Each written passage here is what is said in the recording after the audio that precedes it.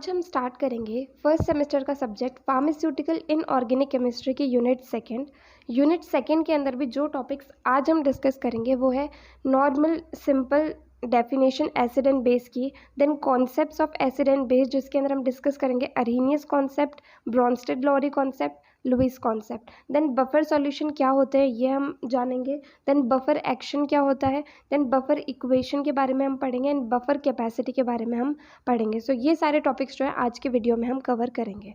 सो अगर आपको इन सब टॉपिक्स की जो नोट्स है वो पीडीएफ फॉर्म में चाहिए तो आप हमें टेलीग्राम चैनल पे ज्वाइन कर सकते हैं, वहाँ पर आपको सारे के सारे नोट्स जो है वो पीडीएफ फॉर्म में मिल जाएंगे। सो आज की वीडियो स्टार्ट करते हैं। सबसे पहले हम ये जानेंगे कि एसिड जो है इसकी बेसिक डेफिनेशन क्या है। तो एसिड को हम डिफाइन कर सकते हैं ऐसा सब्सटेंस जिसका सोर टेस्ट होता है, मतलब खट्टा टेस्ट होता है, एंड जो इसका एक्वस सोल्यूशन होता है वो ब्लू लिटमस को रेड के अंदर कन्वर्ट कर देता है, एंड जब एक एसिड जो है वो बेस के साथ रिएक्ट करता है तो उससे सॉल्ट एंड वाटर का फॉर्मेशन होता है। ये जो है ये बेसिक डेफिनेशन होगी एसिड की। देन इसी तरीके से बेस क्या होता है, बेस को हम डिफाइन कर सकते हैं कोई भी ऐसा सब्सटेंस जिसका बिटर टेस्ट होता है, मतलब कड़वा टेस्ट होता है, एंड इसका जो एक्वस सोल्यूशन होता है वो रेड लिटमस को ब्लू के अंदर कन्वर्ट कर देता है, एंड अगर एक बेस जो है वो एसिड के साथ रिएक्ट करता है तो उससे सॉल्ट एंड वाटर का फॉर्मेशन होता है। सो ये हो गई बेसिक डेफिनेशन बेस की। Now acid base and buffers जो होते हैं ये इंपॉर्टेंट रोल प्ले करते हैं फार्मास्यूटिकल केमिस्ट्री के अंदर। इनकी ज़रूरत होती है manufacturing and quality assurance of drugs के अंदर, एंड इनकी ज़रूरत जो है फार्मास्यूटिकल एड के रूप में भी ये काम आते हैं। नाउ कॉन्सेप्ट्स डिस्कस करेंगे हम एसिड एंड बेस के। सो फर्स्ट कॉन्सेप्ट जो हम डिस्कस करेंगे वो है अरहेनियस कॉन्सेप्ट। इस कॉन्सेप्ट के हिसाब से एसिड्स वो सब्सटेंस होते हैं जो वाटर के अंदर जब इन्हें डिज़ोल्व किया जाता है तो H+ आयन्स जो हैं ये रिलीज़ करते हैं। इसी तरीके से इस कॉन्सेप्ट के हिसाब से बेस वो सब्सटेंस होते हैं जो जब इन्हें वाटर के अंदर डिज़ोल्व किया जाता है तो ये OH- आयन जो है वो रिलीज़ करते हैं। यहाँ पर एग्जांपल दिया गया एसिड HCl से जब वाटर के अंदर डाला जाता है तो इससे H+ रिलीज़ होता है प्लस Cl- बनता है, एंड NaOH जो है इसे भी जब वाटर के अंदर ऐड करा जाता है तो Na+ प्लस OH- बनता है, तो ये OH- आयन दे रहा है, मतलब ये एक बेस है। नो लिमिटेशंस क्या होंगे अरहेनियस कॉन्सेप्ट के। फर्स्ट लिमिटेशन ये है कि जो अरहेनियस कॉन्सेप्ट है ये लिमिटेड है सिर्फ और सिर्फ एक्वस सोल्यूशन तक, एंड ये जो है वो सब्सटेंसेस के ऊपर एप्लीकेबल नहीं होता। दूसरा इसका जो लिमिटेशन है वो ये है कि एसिड बेस का जो न्यूट्रलाइजेशन होता है बिना सॉल्वेंट के वो इस कॉन्सेप्ट के बेसिस पर एक्सप्लेन नहीं किया जा सकता। नेक्स्ट इसका जो लिमिटेशन है वो ये है कि ये कॉन्सेप्ट जो है ये बेसिक नेचर जो होता है कुछ सब्सटेंसेस का उसे एक्सप्लेन नहीं कर पाता। जैसे कि अमोनिया या फिर सोडियम कार्बोनेट हो गए, इनके अंदर OH- आयन प्रेजेंट नहीं होता, तो इस वजह से इनका बेसिक नेचर जो है वो ये एक्सप्लेन नहीं कर सकता। वैसे ही सब्सटेंसेस जैसे कि CO2 और SO2 है ये एसिडिक होते हैं, बट इस कॉन्सेप्ट के हिसाब से हम इनकी एसिडिटी को एक्सप्लेन नहीं कर सकते। सो ये हो गया अरहेनियस कॉन्सेप्ट के बारे में। नेक्स्ट हम डिस्कस करेंगे ब्रॉन्स्टेड-लॉरी कॉन्सेप्ट के बारे में। सो इस कॉन्सेप्ट के हिसाब से एसिड वो सब्सटेंस होता है जो कि एक दूसरे सब्सटेंस को प्रोटॉन डोनेट कर सकता है, एंड इस कॉन्सेप्ट के हिसाब से बेस ऐसा सब्सटेंस होता है जो एक प्रोटॉन को एक्सेप्ट कर सकता है किसी भी दूसरे सब्सटेंस से। सो ये हो गई एसिड बेस की डेफिनेशन इस कॉन्सेप्ट के हिसाब से। जैसे कि एक एसिड है वो प्रोटॉन रिलीज करता है तो वो दूसरे कंपाउंड को प्रोटॉन डोनेट कर सकता है, एंड बेस जो है वो प्रोटॉन एक्सेप्ट कर सकता है दूसरे कंपाउंड से। नाउ इसकी लिमिटेशंस क्या होंगी, तो ब्रॉन्स्टेड-लॉरी कॉन्सेप्ट की लिमिटेशंस ये हैं कि ऐसी बहुत सारी एसिड बेस रिएक्शन है जिसके अंदर कोई प्रोटॉन का ट्रांसफ़र नहीं होता, तो फिर हमें कैसे पता चलेगा कि कौन सा उसके अंदर एसिड है एंड कौन सा बेस है। जैसे कि SO2 एंड COCl2 के बीच में रिएक्शन हो रही है तो यहाँ पर ये पता नहीं चलता क्योंकि इसके अंदर कोई भी प्रोटॉन का ट्रांसफ़र तो हो नहीं रहा, तो इसके अंदर ये हम नहीं पता लगा सकते कि कौन सा एसिड और कौन सा बेस है। नेक्स्ट इसकी लिमिटेशन है कि जो ब्रॉन्स्टेड-लॉरी कॉन्सेप्ट है इसका जो मेन फोकस है वो ये रहता है प्रोटॉन ट्रांसफ़र के ऊपर, बट कुछ ऐसे एसिड्स होते हैं जिनमें क्या है प्रोटॉन का ट्रांसफ़र नहीं होता है, तो वो चीज़ जो है वो इस कॉन्सेप्ट के हिसाब से एक्सप्लेन नहीं की जा सकती है। तो ये जो है ये हो गया ब्रॉन्स्टेड-लॉरी कॉन्सेप्ट के बारे में।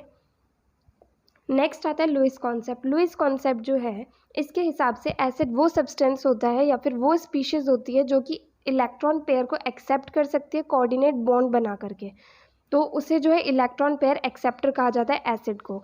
दूसरी तरफ बेस को हम डिफाइन कर सकते हैं ऐसी स्पीशीज़ जो कि इलेक्ट्रॉन पेयर को डोनेट कर सकती है कोऑर्डिनेट बॉन्ड बनाते टाइम, इसे इलेक्ट्रॉन पेयर डोनर कहा जाता है। सो लुईस कॉन्सेप्ट के हिसाब से एसिड जो है वो इलेक्ट्रॉन पेयर एक्सेप्टर होते हैं एंड बेस जो है वो इलेक्ट्रॉन पेयर डोनर होते हैं।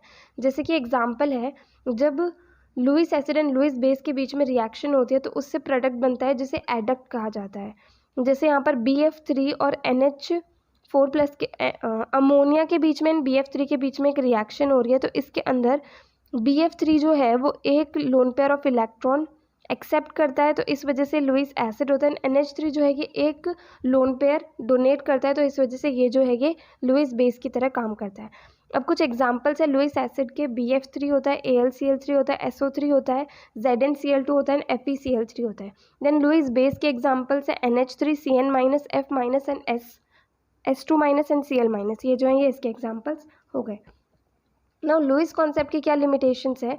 एसिड बेस रिएक्शन जो है वो रैपिड होनी चाहिए अगर उसमें इलेक्ट्रॉन्स इन्वॉल्व है तो, एंड दूसरा जो रिलेटिव स्ट्रेंथ होती है एसिड या बेस की वो लुईस कॉन्सेप्ट के बेसिस पर हम एक्सप्लेन नहीं कर सकते। सो ये हो गए सारे कॉन्सेप्ट्स एसिड एंड बेस के। नाउ नेक्स्ट हम जानेंगे बफर सोल्यूशन क्या होता है। तो बफर सोल्यूशन ऐसा सोल्यूशन होता है जो पीएच चेंज को रेजिस्ट करता है, पीएच में चेंज होने से रोकता है, उस सोल्यूशन को हम बफर सोल्यूशन कहते हैं। बफर सोल्यूशन जो है ये बनता है वीक एसिड और उसके सॉल्ट से, या फिर वीक बेस और उसके सॉल्ट से जो है बफर सोल्यूशन बनता है। नो क्लासिफिकेशन क्या होगा बफर सोल्यूशन का? तो बफर सोल्यूशन जो है वो 3 टाइप्स के हो सकते हैं, acidic buffer solution, basic buffer solution and neutral buffer solution. Acidic buffer solution जो है ये वो सोल्यूशन होता है जिसके अंदर वीक एसिड एंड उसके सॉल्ट का मिक्सचर होता है। जैसे कि एग्जांपल है mixture of acetic acid and sodium acetate, जो है ये एसिडिक बफर सोल्यूशन होगा। नेक्स्ट बेसिक बफर सोल्यूशन वो होता है ऐसा सोल्यूशन जिसके अंदर वीक बेस एंड उसके सॉल्ट का मिक्सचर है, उसे हम बेसिक बफर सोल्यूशन कहते हैं। इसका एग्जांपल है mixture of ammonium hydroxide and ammonium chloride. Next आता है न्यूट्रल बफर सोल्यूशन। तो इसमें क्या होता है, ये सोल्यूशन होता है mixture of weak acid and weak base का, तो उसे हम न्यूट्रल बफर सोल्यूशन कहेंगे। इसका एग्जांपल है mixture of acetic acid and ammonium hydroxide. Now next हम डिस्कस करेंगे बफर एक्शन क्या होता है।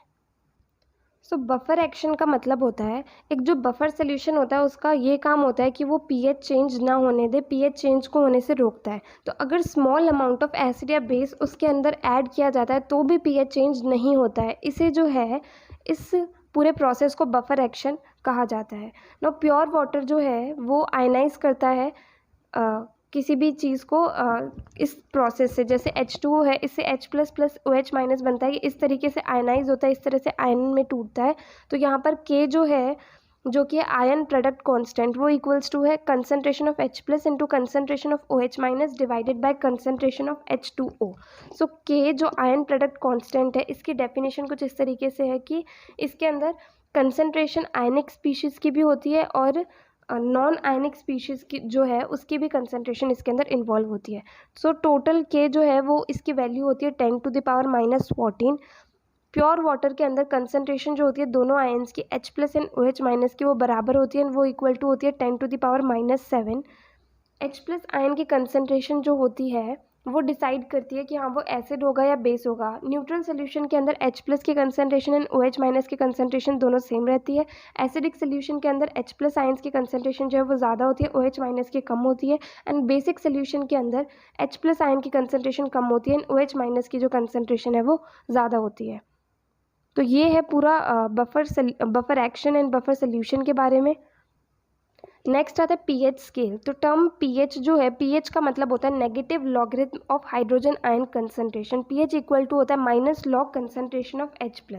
पीएच स्केल जो है इस पे 0 to 14 मार्क्स होते हैं, मतलब 0 से 14 तक इसके ऊपर लेबल प्रेजेंट होते हैं एंड इसे जो है पीएच मीटर की मदद से मेजर किया जा सकता है। अगर H+ आयन जो है वो ज़्यादा कंसंट्रेशन में तो सोल्यूशन जो है वो एसिडिक होगा एंड पीएच स्केल पे जो रीडिंग रहेगी वो 0 to 7 रहेगी। और अगर H+ आयन की कंसंट्रेशन कम है तो सोल्यूशन जो है वो बेसिक रहेगा, इसमें जो पीएच की रीडिंग रहेगी वो 7 to 14 रहेगी। नो नेक्स्ट आता है बफर इक्वेशन क्या होती है। बफर इक्वेशन जो होती है कंसंट्रेशन ऑफ H+ जो है उसे मेजर करने में मदद करती है। तो हाइड्रोजन आयन कंसंट्रेशन जो मिलती है वीक एसिड के डिसोसिएशन से वो जो है वो बफर इक्वेशन कहलाती है एंड इसे जो है हेंडरसन हेजलबैक इक्वेशन भी कहा जाता है। सो यहाँ पर एक एसिड जो है HA ये टूटा तो इससे H plus plus A minus बना। सो K जो है कांस्टेंट ये इक्वल टू हो जाएगा concentration of H plus into concentration of A minus upon में कंसनट्रेशन ऑफ HA। सो यहाँ से कंसनट्रेशन ऑफ H प्लस जो है वो आ जाएगी K into concentration of HA upon में कंसनट्रेशन ऑफ A माइनस। सो ये जो है ये बफर इक्वेशन कहलाती है, इसे हेंडरसन हेज़लबर्ग इक्वेशन भी कहते हैं। नाउ नेक्स्ट आता है बफर कैपेसिटी क्या होती है। सो बफर कैपेसिटी का मतलब होता है कि कितने मोल्स ऑफ स्ट्रॉन्ग एसिड या स्ट्रॉन्ग बेस की हमें ज़रूरत है 1000 ml बफर सोल्यूशन का एक यूनिट से पीएच चेंज करने के लिए, वो जो है वो बफर कैपेसिटी कहलाती है। जितनी ज़्यादा बफर कैपेसिटी होती है उतना ही अच्छा बफर होता है एंड वो उतने ही ज़्यादा एसिड या बेस को अपने अंदर आने देगा बिना पीएच को चेंज करे। बफर सोल्यूशन जिसकी जितनी ज़्यादा बफर कैपेसिटी होती है वो उतना ही ज़्यादा इफेक्टिव होता है पीएच कंट्रोल करने में। ना पहले हम देखेंगे पीएच एसिडिक बफर सोल्यूशन का किस तरीके से रहता है। तो हाइड्रोजन आयन कंसंट्रेशन जो कि वीक एसिड के डिसोसिएशन से हमें मिलेगी वो है concentration of H plus is equal to Ka into concentration of HA upon में concentration of H minus. So यहाँ से हमारे पास में फाइनल इक्वेशन आएगी pH equal to pKa plus log concentration of conjugated base upon concentration of acid. So ये जो है इसे हेंडरसन हेज़लबर्ग इक्वेशन कहा जा सकता है। ये इक्वेशन जो है मदद करती है pH कैलकुलेट करने में बफर सोल्यूशन के जिसकी कंसंट्रेशन हमें पता है। मैक्सिमम बफर एक्शन जो है वो हमें तब मिलता है जब concentration of acid and conjugated base जो है वो इक्वल होती है, तो उससे जो मैक्सिमम हमें बफर एक्शन मिलता है। नेक्स्ट आता है pH of alkaline buffer solution. तो एल्कलाइन बफर सोल्यूशन के लिए हम वीक बेस का डिसोसिएशन देखेंगे, इससे हमारे पास Kb आ जाएगा और इससे हमारे पास में कंसंट्रेशन ऑफ OH माइनस आ जाएगा। सो इससे finally POH equal to PKB plus log concentration of conjugated acid upon में कंसंट्रेशन ऑफ कॉन्जुगेटेड बेस, ये जो है ये हमारे पास में आ जाएगा। सो इस तरीके से जो है buffer equation, buffer capacity, buffer action, ये सब चीज़ें इस तरीके से होती हैं।